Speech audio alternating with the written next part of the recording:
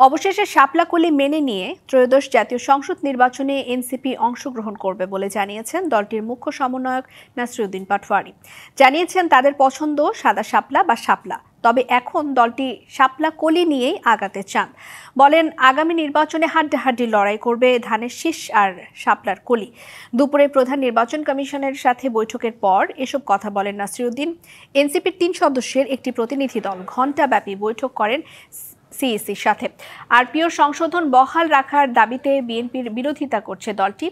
এর আগে গেল বৃহস্পতিবার নির্বাচন কমিশনের সচিব আক্তার আহমেদ স্বাক্ষরিত এ সংক্রান্ত একটি প্রজ্ঞাপন প্রকাশ করা হয়।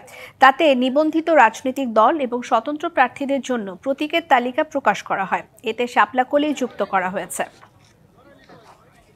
এর মধ্যেই আপনারা জেনেছেন যে ইসির যে তালিকা লিস্টগুলো রয়েছে, যে প্রতীকগুলো ইতিমধ্যেই তারা বেগুন, খাটকলা এগুলো বাদ দিয়েছে এবং নতুন কিছু প্রতীক তারা অন্তর্ভুক্ত করেছে।